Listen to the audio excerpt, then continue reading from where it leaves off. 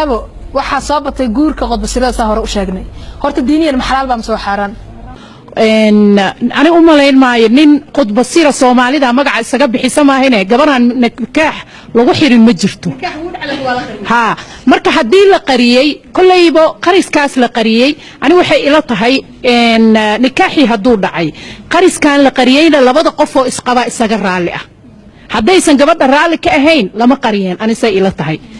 maskaxiyan ahaan taasna culimada ka jawaabaysa culimadii baa joogta qodbasirada horta waa labo mid waxa waaye mid ay raggu naagooda ka baqayaan gabadhii waligeedii la weydiisay laakiin naagta laga qaninaya waxa la leeyahay cidnayaan loo sheegin meel buu dajisanayaa maalintiiba hadduu doono markuu shaqada aado ama salaada subax markuu soo tukado buu imaanayaa wuxuu la joogayaa ilaa 2 saac 3 saac masaajidkan quraan ku soo akhriyo oraya hadhow xaaskiisii aadaya midina waa midaan banaanayno kaasi ma banaano oo waa qodbasirada la sheego oo ay nimanku qarsadaan sida la ajireed kaasi waa xaraam laakiin kan kale waligeeda la weydiisay naagta uu ka baqayaa mooyaane reerkoodii uu weydiisay wayna banaan tahay laakiin tii la guursadaa dib ku qabto haday xanuunsato iyo haday umusho midna lama oga kaligeed baa qolka haday habeenkii xitaa qolkii ku meedo cidin ma oga haday xanuunsato kaligeed baa dhakhtar aadaysa oo wax qarsoon laakiin diinta uu ku banaayo waligeedii uu weydiistay hadii aan ka hadalno su'aashii ay weydiisay wuxuu ahaa xukunku islaamka ka qabo qodbasirada maxay tahay saddex qaybood ay culimadu u qaybiyeen qayb waa kay gabadha ay ka hadashay laba qayb gabadha ayaa ka hadashay oo waxay tiri mid waa inaysan ka warqabin ehelkii oo cid ka warqabta jirin walina ma oga nikaaxas waa baatil sida culimada ay rasheegan inkastoo qowl oo aad xoog badan uu leeyahay gabadha rin way guursan kartaa kan labaad oo gabadha ay ka hadashay waxa waaye in waxa la dhahaa ehelkii ogyahay laakiin naagti uu laga qariyay kaasna Imam Ahmad naftiisa wuxuu kala qaybiyay culimada laba u qaybiyeen Imam Ahmad wuxuu diiday in la qariyo guurka aslan oo wuxuu sheegay iclaanu nikaax baa guurka loogu talagalay waa in la ogaado culimadana waxay dhahdaan qayb umada kamid ah haday og tahay intaas kaga filan iclaan oo in shakhsiga walba uu ogaado qasab ma ah marka wixii maslaxa loo qoriyay muddo muayana oo muddo waqti gaaban ah dib ma leh laakiin in la dhaw gabadha wiligeed ba qarsanaato sida gabadha ay sheegtay dib ayaa ka imaanay islaamkana dib kama ogola la darar wala dirar wax kasto oo dib keeno waa in la zuuliyo dibka adrar yuzaal maadaama guurkii haduu dib ka imaado mid lagu degan yahay oo nafti ay ku xasilan tahay ma noqon doon sida darteed waxa kala tibmaaya noocaas guurka kamid ah in aan la aqbalin oo la joojiyo oo islaamkana uuna ayideynin waxa jira guurar laftirkooda shuruudo ah waxa laga yaabaa laba qof isjeclaatay waa la sheekaystay inkastoo hadda nimanka hadda jooga guurka ay gogasho u fahmeen qaarkood oo guurka loo maleeyay inuu intaas la ku egyahay muddo isqabaynaa 5 bil 3 bil 2 bil hadaa isfahano oo labadanada aan isfahmi karno oo dad isfahmay aan noqono waa dheeraysan karnaa guurkaas laftirkiisa shuruudo la isku guursanay maxay diinku qabtaa guurka xaraan waa nikaax mutca la dhahaa xaraan qadci waa la isku iimaanay ha ninku haduu ila guursado inta dhacaysan guriga ma ka xidhin karaa horta ilaahay subhanahu wa ta'ala wuxuu dhahay quraanku ku sheegay waashiruhunna bil ma'ruf wuxuu amray mu'ashara hasana dhaqan wanaagsan dhaqanka wanaagsanna waa laba dhinac inuu ka imaado hal dhinac kelima aha hadii aad xanaaqsan tahay waxa wanaagsan in kala hadashid arinkaas oo ana ka codsatid in adiga u baahan tahay inaad nasatid ama ka maqnaatid muddo si mushkilada loo xaliyo laakiin ma aha guriga iga baxayo ina adiga ka baxdana kuma banaan ina asaga bixisana kuma banaan sharcan laakiin wixii la isku afgarto aad dhahdo aniga sidana dareemaya xanuunkana ahaayo waa sirsanahay dibna ma aha ina ka sheegtid sada ina sheegtid sida dareemaysid waxaan u baahanahay ina nasto waqti isi taas hadii uu ka ogolaado in guriga ka baxo iyadoo lagu wada heshiiyo dib male hadii adiga uu ku ogolaado ina baxdo muddo kadib asoo noqotana dib male laakiin in guriga lagu burburiyo sabab nin kinaag labaad uu guursaday anigu uu arkay xal inay tahay waayahay intaan barnaamij soo gabagabeynay gabdha yar barnaamijka inta badan nagala qayb galaayo oo laga yaabo qaarkood inaysan wali guursan adduunyada waa u hor leedahay ninna waa rabaan iyo inay aroosaan maxaa talood siin leedeen horta gabdhaha si u noqdaan gabdho wanaagsan oo qoys islaam ah oo wanaagsan oo Soomaali ah oo u soo baxo horta gabdhayahow waxaan idinku talinayaa horta midda ugu horeyso Ilaahay cabsidiisa ayaan idinku dardaarminayaa xogaago waxaad moodaa ilbaxnimo casri inayna soo gashay gabadheena haddaan caroodo macnaha haddaan masayro ninka guriga ma ka cayrin karaa tiiba waxoogaa aan daba socdaa horta ninka ilaaha qawaamo siiyey inaan ma aragtay aan mas-uuliyadiisa inaan u ictiraafno guriga asagaa iska leh asagaa maxay tahay yaa mas-uulka ah nin gurigu mas-uulka ka ah haddii la dhawaa laga cayrin meesha dagaal xun baa yaalla marka horta inaan mas-uuliyadii aan ogolaano nabiga calayhi salaatu wasalaam wuxuu yidhi haddaan qof bini aadan aan u sujuud dhihi lahaa haweeney ayaa waxaan dhihi lahaa ninkaaga u sujuud meeshaasay jirtaa arrinta horta meeshaasa idinka jirto haddii ma aragtay ninkii uu kugu xumaadana waxaa la rabaa inaad ilaahay ka barido nabiyullaahi ibraahim marka idima badinayo laakiin example aan usoo qaadanaya markii maxay aheeto ay gaaladii ay dabka ku rideen muxuu yidhi ilaahay subxaana watacaala yaa naari kunii bardan wasalaaman calaa ibraahim ilaahayow ninkan xunka oo dhibka badan oo marka hore nin fiican iskaga kaydhigay oon sidaa ku guursaday oo haddana markii dambe ila soo baxay through kalagis ila soo baxay oo macnaha wejigiisa iga qarsoona weji kale ila soo baxay ilaahayow adiga bardi iyo salaam iga dhigi kartaa horta waa inaad tiraahdo gabarya muslimadda ah maxaa yeele waxaan meesha ka bixinay wax maqaadiir la dhaho gabdhaha horta inay isku kalsoonaadaan kalsoonidooda iyo self esteemkooda inay kor u qaadaan inay hadday guursanayaan ninka ay guursanayaan reerkooda ay u keenaan laga fiiriyo hadday reer ku yiraahdaan ninkan nin fiican ma aha ilaan waalidka wuu ka garasho dheer yahay wuu ka weyn yahay in uu yiraahdo ka istaag inay waalidka warkooda maqlaan gabdhaha guriga leh waxaan ka waaninayaa nimanka markii ay guriga yimaadaan oo shakiga iyo shidada lagu ibtileeyay ninka markuu taleefankiisa komadiinka saaro inta qaadid ha fiirinin oo ha dhihin yuu la hadlay yuu fiiriyey wax walbuu ilaahay kaa qiriyey qiimo iyo wanaag baa ku jira marka qoysku wuxuu ka bilowday labada qof ee lamaanaha ay shalay isdoortay waxa laga yaabaa markii la isfahmi waayo waqtiga uu dhamaado burbur qoyska uu ku yimaado haddii meeshaas awlaad ay joogtay dayaca ugu badan wuxuu iyo dhibaatadu waxay ku dhacdaa ilmaha xagga tarbiyadaba ha ka dhumaan mas-uuliyadda marka la fiiriyo ilmaha labada waalid yaa horta waajib ku ilmo badan oo waxaan aragnaa hooyooyinka ay haystaan oo qaarkood aad moodo agoon aabba leh ijaabo ilmaha Soomaaliyeed dayacan maxay ka qabtaa horta diinta islaamka marka la kala tago mas-uuliyadda ilmahaas waxa weeye mas-uuliyaddaas waxa iska leh ragga iska leh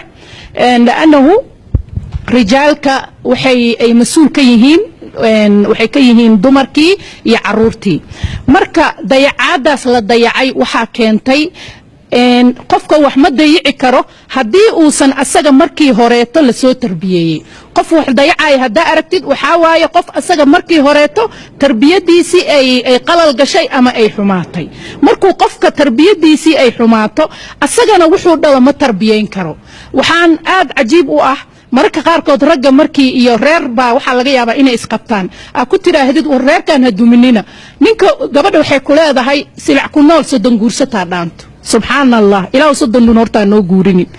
marka mahmaahdaasayto aniga wiriga horta ba maqlinbo laakiin qurbaha markaan tagaan maqlay horay hooyaday iyo dadka iyo ogama maqli jirin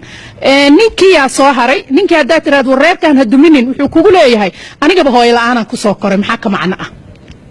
abalaana ku soo koray maxaa ka macna astaghfirullah marka situ waxa isaga ma garanayo waxa dhan uu guriga u dhisilayahay ama uu u dayacayo mas'uuliyadan inay tahay abalaantii uu soo koray laanahu ilaahay markuu qofka uu abuurayay wuxuu ka dhex abuuray laba qof aabiyo hooyo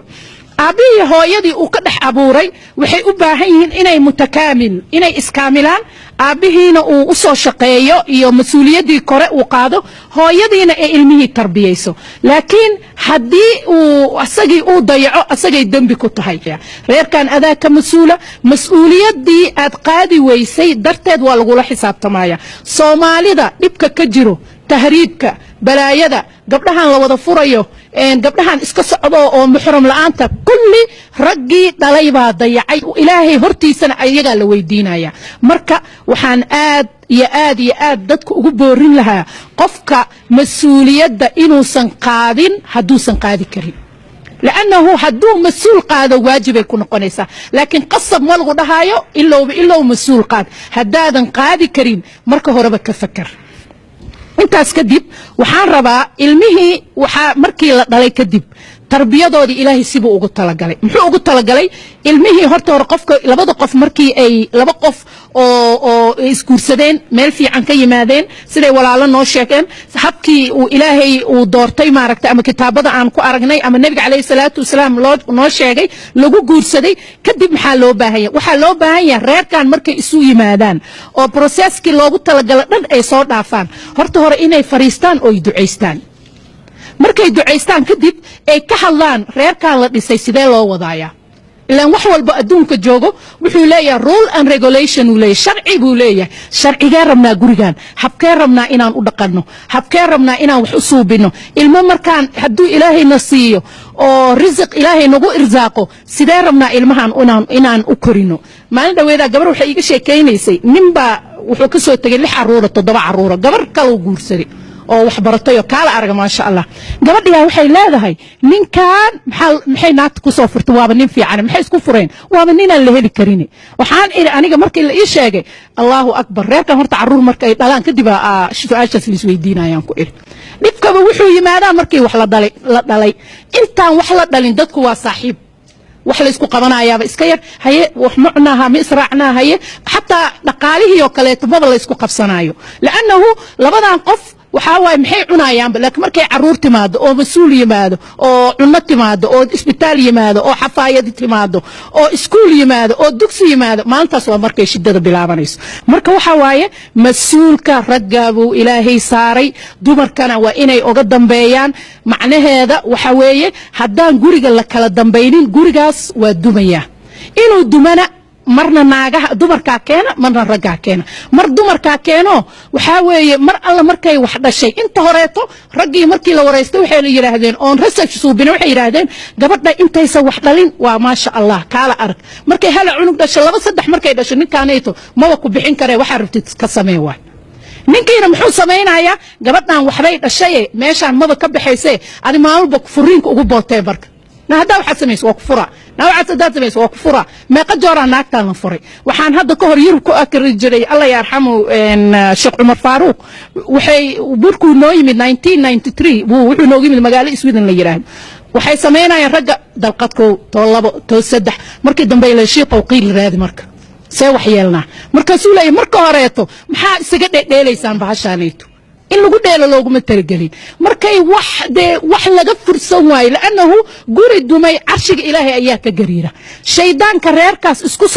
isku soo dirayna waxa la fariisiyaa kursi aan dadka kale la fariisan taajna waa loo saaraa marka guriga weynanka uu leeyahay annagana waxa Soomaali hadaan nahay aad noogu batay waxaan la yiraahdo furiinka gabar 20 aan gaarin oo waxa arkaysa 2 ilmood wadato maxaa keenay koow sabirka waa yaryahay هذا قبلها دلنيارada ay raga joogo romantic iyo flower in la isku keeno iyo ma sha Allah gabar yahay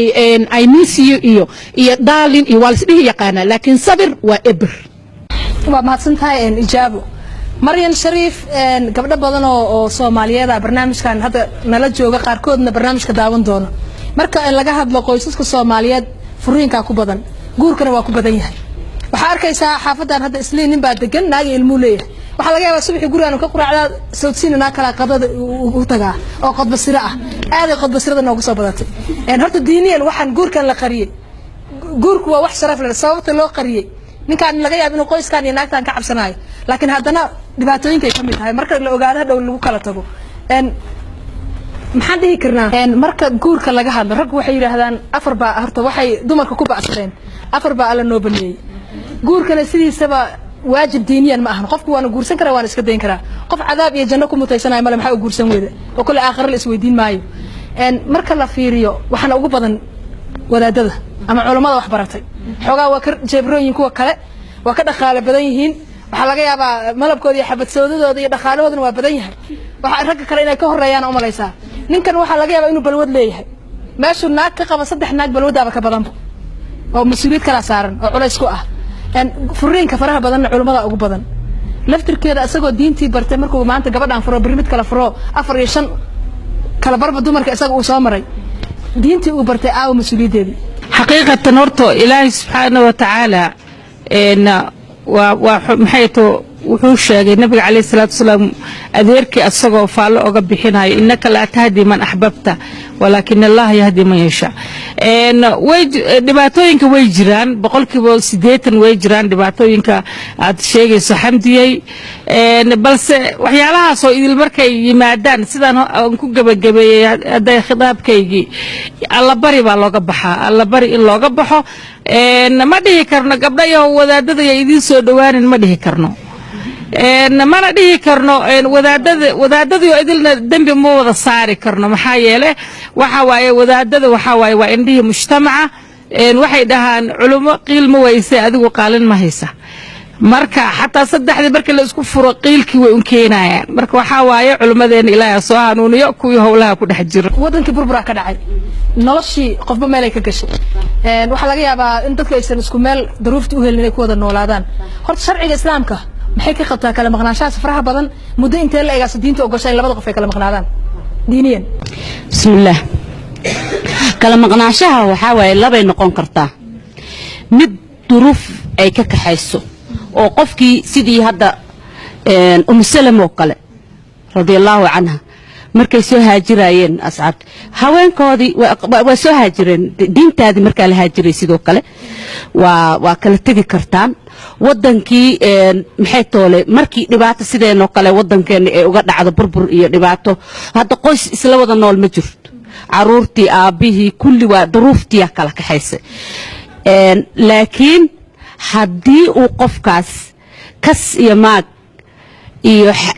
maxay tal xuduudi ilaahay uu jaraya haddii uu 6 bilood ka badan ma maqnaan karo ninka sharciga islaamka kama maqnaan karo haweenkiisa yani ilaa ay duruuf inay isaga raali yihiin ma ahane 6 bilood kaliya loo ogol yahay inuu ka maqnaado